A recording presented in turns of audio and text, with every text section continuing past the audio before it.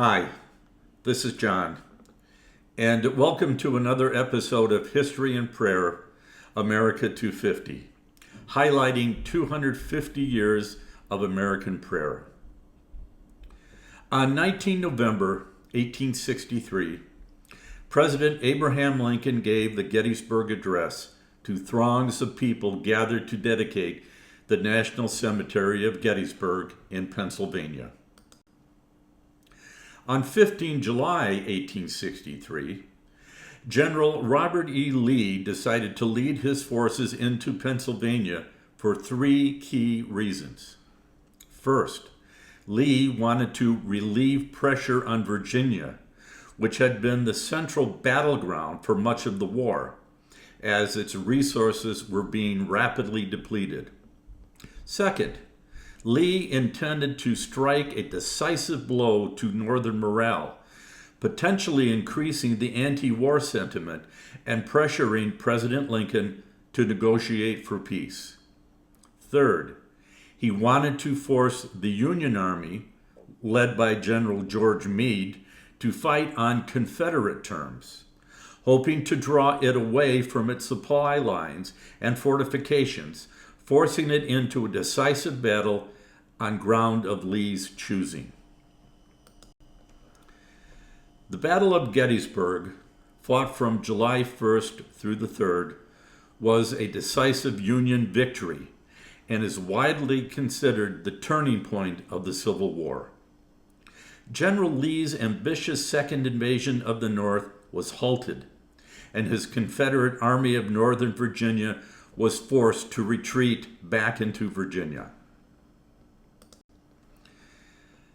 So, on 19 November, President Abraham Lincoln delivered his remarks at the official dedication ceremony for the National Cemetery of Gettysburg in Pennsylvania, on the site of one of the bloodiest and most decisive battles of the Civil War. Lincoln's words invoke the principles of human equality contained in the Declaration of Independence, and it connected the sacrifices of the Civil War with the desire for a new birth of freedom, as well as the all-important preservation of the United States created in 1776 and its ideal of self-government. His oration lasted only 2 minutes. He said, "Fourscore and 7 years ago, our fathers brought forth on this continent a new nation, conceived in liberty and dedicated to the proposition that all men are created equal. Now we are engaged in a great civil war, testing whether that nation or any nation so conceived and so dedicated can long endure. We are met on a great battlefield of that war. We have come to dedicate a portion of that field as a final resting place for those who here gave their lives that that nation might live. It is altogether fitting and proper that we should do this. But, in a larger sense, we cannot dedicate, we cannot consecrate, we cannot hallow this ground. The brave men, living and dead, who struggled here, have consecrated it far above our poor power to add or detract.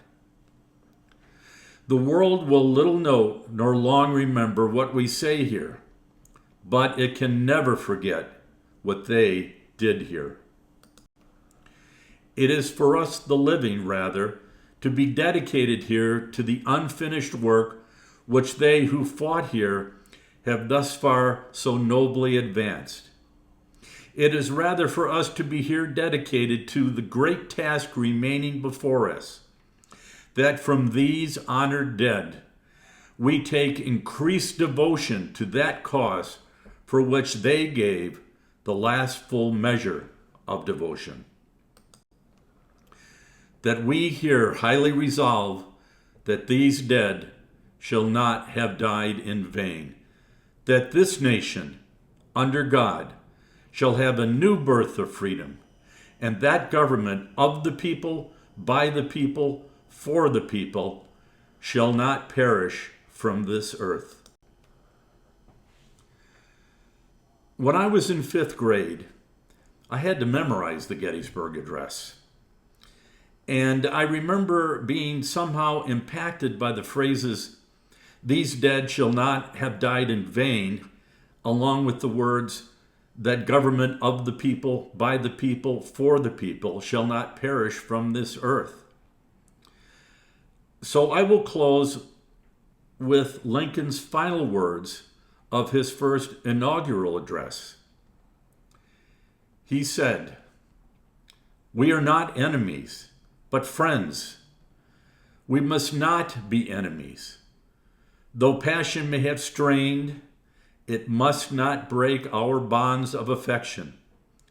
The mystic cords of memory, stretching from every battlefield and patriot grave to every living heart, will yet swell the chorus of the Union, when again touched, as surely they will be, by the better angels of our nature." Thank you for watching this episode of History and Prayer America 250. As a country, we have spoken to God much over these last 250 years. Let us continue to do so. There is always hope. Thank you.